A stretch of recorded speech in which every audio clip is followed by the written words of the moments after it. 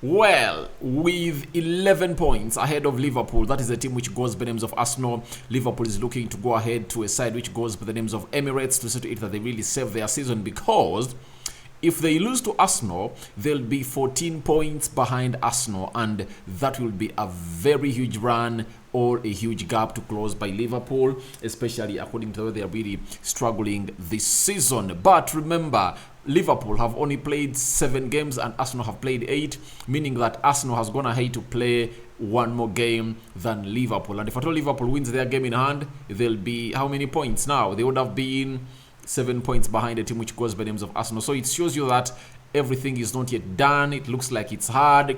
This is what is going to make this game one of the most competitive games of the season. Welcome to Rokani Media Football.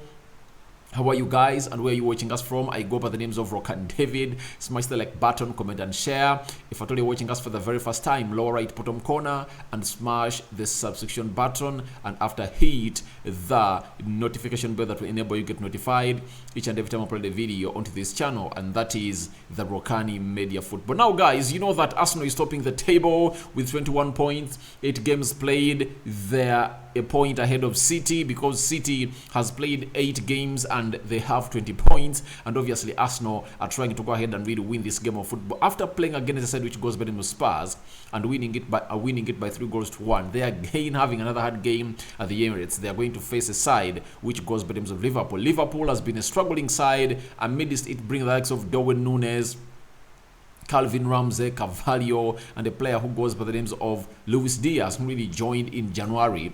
Liverpool is really looking and fighting to get its shape back, but obviously they won in the midweek against Rangers by 2-0, and Arsenal beat a side which goes by the names of Bordeaux Limit by 3-0. So let's see what Liverpool has for us into this game of football, because I'm going to bring you what we call the predicted lineup of Liverpool, and how Liverpool is expected to stand or line up against Arsenal at the Emirates. Then later I'm going to come back with the match preview, where I'm going to bring you the predicted Arsenal starting 11, and obviously breaking the game down, bringing you the stats. Obviously the stats are on to the side of Liverpool, because in the last 7 years I don't remember a day that Arsenal really beat Liverpool, because Liverpool has been smashing Arsenal, and Arsenal fans are really benching or hinging their hopes on one thing, that always in the 7th year of Jurgen Klopp managing any club, he always messes things up.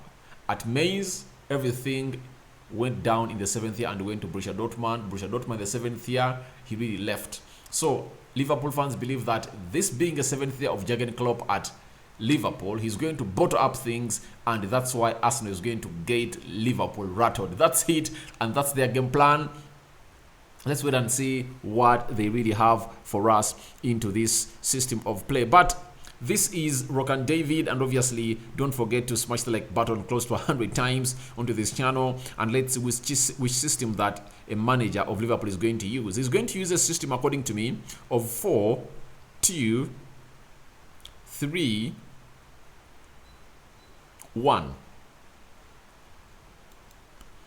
Now, talking a little bit of this system, he rarely uses this system, but after trying out a 4-3-3 on several occasions, and the system has let him down a lot, guess what the manager decided? The game of Rangers, he really went for a 4-2-3-1 with a double midfield pivot and a centre forward leading the line in terms of Darwin Núñez, and he really won that game by 2-0. And it looks like it's the same system he's really going to go ahead to employ or deploy as far as his game against Arsenal is concerned. Now let's see who is going to start on the side of Liverpool.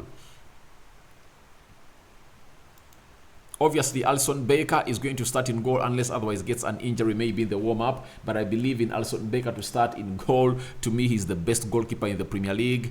You can argue it or not, and let's wait and see how the combined level is going to come out. But to me, I really believe that it's Alisson Becker who is better in the Premier League and is the best goalkeeper, best shot stopper with David De Gea. Shot stopping, he's there with David De Gea, but ball distribution, him and Edson Moraes are the best goalkeepers at distributing that ball of football in there for you. And I believe he's going to be having a very busy night as far as that game of Arsenal is concerned, because Arsenal is going to attack them with the likes of Gabriel Jesus, Martinelli, Bukayo Saka, Martin Odegaard. It's really going to be an attack-minded team, and Arsenal is going to be home, and obviously you know what it means when they are home. They can really make it hard for you, and that's why Alisson should be on alert every time this ball is going to be coming to his net. Now, the right back, obviously Trent Alexander-Arnold. To me, going forward, he's the best player in the Premier League, and he scored a free kick against Rangers, and he averages a delivery of close to 15 to 20 crosses in the box or in the half of the 18 yards box, in the half of the opponent's area. So I believe that he's really going to be a threat with that Arsenal side, but the big question is defensively. Martinelli is going to take him on. So how is he going to work out defensively? That has always been my big question onto a man who goes by the names of Trent Alexander-Arnold, because defensively he's suspect. That's why you see, even at the English national team, they've go for Reece James other than him. That is a man who goes by the names of Trent Alexander-Arnold. On the left back, it's going to be Tsimikas, not Robertson. Robertson is still having a knee or ankle injury, and I think he's left with one week to return to full fitness, and I believe Tsimikas is going to come in through and really play very well. I think he has been playing there very well, and he gives Liverpool a different option as far as Robertson. And I don't think you miss Robertson when you're having Tsimikas, especially when Robertson is also struggling to find back his form that he played on to the previous 2-3 seasons at Liverpool. So Tsimikas is going to play as the left back for a side which goes by the names of Liverpool, and his main aim is going to be really stopping Bukayo Saka, one of the in-form right inverted wingers of Arsenal, and obviously him going forward to go in and really deliver those crosses. But his main objective is going to be to stop Bukayo Saka to really go past him. Then we go to the central defense. Obviously, Virgil van Dijk is going to play on the right side of the central defense. I believe he's really going to be having a very huge task to really stop a man who goes by names of Gabriel Jesus, who is really good at taking on defenders. And Virgil van Dijk has been a suspect because we've seen Mitrovic taking him on, Osimhen taking him on, and very many others taking him on. So I believe he really has lots of things to do in this game of football to rediscover himself. But this season looks like it's not good for him, but that does not really take him off being one of the best central defenders in the world. So that is Virgil van Dijk, and it's going to be playing alongside Joel Matip. Joel Matip is really one of those defenders that really make Virgil van Dijk better, because whenever Virgil van Dijk played with Gomez, you saw what happened in the game of Napoli. Gomez really gifted close to 2 goals, and Virgil van Dijk also gifted like 1 or 2. So their partnership failed to work out very well. But obviously, when Matip came in through, I think he brought some stability into that central defense of Liverpool. But even Konate, good news, Konate is back. He was on the bench when Liverpool was beating Rangers by 2-0. So let's wait and see whether the manager is going to get some time for Konate or it's going to be Joel Matip. But I don't believe in a game of this magnitude, the manager at the level, caliber of Jurgen Klopp will go in and will bring in a player who has not played any competitive game, and then really dump him into a game of this magnitude, playing a side which goes by the names of Arsenal. Remember last season, Konate and Virgil van Dijk were really a very good partnership for Liverpool, and they saw them compete for a quadruple, but obviously Liverpool won only 2, losing the Premier League to Man City and the Champions League to Real Madrid. Let's go to the double midfield pivot. Fabinho obviously is going to play that double midfield pivot with Jadon Henderson, the captain of Liverpool, and I believe time has come for him to do this, to shield the back four, because whenever he plays with a single pivot, it looks porous. Fabinho is no longer the Fabinho we really saw. He's not that prime Fabinho that was playing for Liverpool. Maybe he needs to really rediscover himself and really get back to those levels we know Fabinho all about, but it doesn't look rosy for a man who goes by names of Fabinho into this game of football. That's why the manager opted to really play a double pivot in the game of Rangers. Now, if at all he could play a double pivot in the game of Rangers, that was really not all that hard.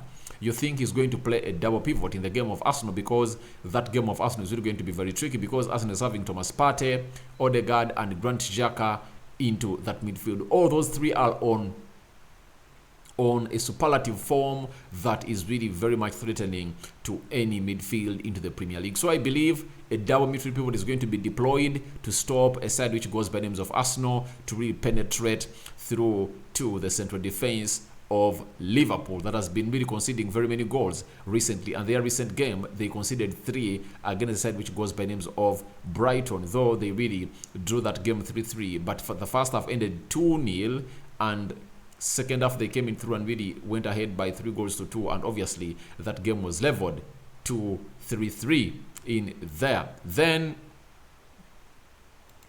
Thiago Alcantara, I believe, is really going to start in that position as a central attacking midfielder, because this is where you want him to be, because he has the brain that can really do that splitting pass that can release Darwin Núñez or Diego Jota, Firmino, depending on who is leading the line, and the likes of Mohamed Salah and Luis Diaz. But doubtfully, I've read something coming from Anfield Edition or Liverpool Echo that, according to the photos and videos really coming through from the training sessions of Liverpool, this guy was not there. That is Thiago Alcantara. So he might make it or might not make it into this game of football, and that might call for Harvey Elliott to come in and play to that position. But if at all he's fully fit, obviously he's going to play into that position of the central attacking midfielder at a side which goes by the names of Liverpool. So that is Thiago Alcantara, and is one of those deadliest midfielders that I've seen in here, and obviously can go in and really cause havoc to side which goes below Arsenal. The likes of Thomas Partey, Grant Xhaka should look at him a lot before he really gets that killer pass through them.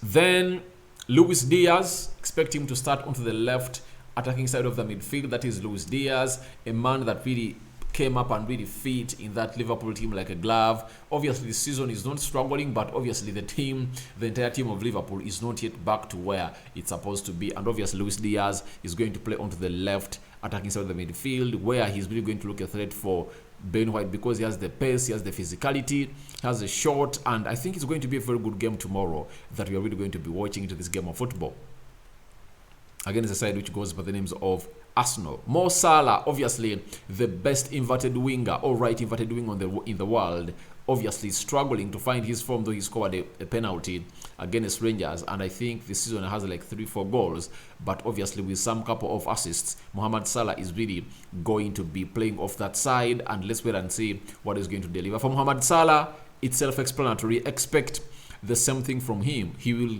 get that ball, cut inside, cut outside, you get, do cutbacks, do squares into the 18 box area, go for shots, you get, do free kicks, do corners. Using his pace, he can really go ahead and really get that ball alone and really torment the entire central defense of Arsenal. So it is really something great to see how he's really going to go ahead and really behave into this Arsenal side, because the likes of Zinchenko facing Mo Salah is really going to be one of the biggest battles you're going to see. That's why you see most Arsenal fans are really preferring to see Tierney playing into this game. But I believe with Mikel Arteta and all, if at all Zinchenko is physically fit, though he missed out on the game of Bodo, and he was not even included on the bench or on all fit players of Arsenal. If he really passes the late fitness test, he's going to be fitted into by Mikel Arteta, because Mikel Arteta likes him because of his balance he offers on the left side and the reference he offers in the wide areas of the field of play. Now, who is going to lead the line for Liverpool? Obviously, I believe Firmino is going to come in through and really lead the line for Liverpool, because Darwin Núñez was given a chance to lead the line, but he was so much wasteful in that game of Rangers. And the game of this magnitude, you need a striker who is going to come out and really either be prolific or put others in play. He plays better with his back to goal, and he has a lot of things he does that can really torment the likes of Saliba, because Saliba is really a very strong guy, good on the ball, and if at all you want to cause trouble to him, put a striker with the skill set of Firmino in front of him, and then you'll see a lot of trouble for Saliba. I really believe that it's really going to be a very big battle for Saliba and Firmino. So guys, thank you very much for watching. Smash the like button, comment and share. Go into the comment section. Tell me, who do you think should be out into this predicted lineup? Who do you think should be brought in as Jurgen Klopp plans to go ahead and really get his season back to the road? This is the second team. They're really playing, the second big team they're playing, especially in the top 6. United beat them by 2-1. Now they're really playing a side which goes by the names of Arsenal tomorrow. So your reactions and predictions are welcome into the comment section below. You know my prediction is really going to be put up into the match preview that is coming next after this video. And obviously, I can't wait to see yours thronging into the comment section. I sign out for now. See you later. I thank the Almighty God for really helping us and really giving us life and really waking us alive with His hand. I'm out. See you later. Good morning, good afternoon, good evening.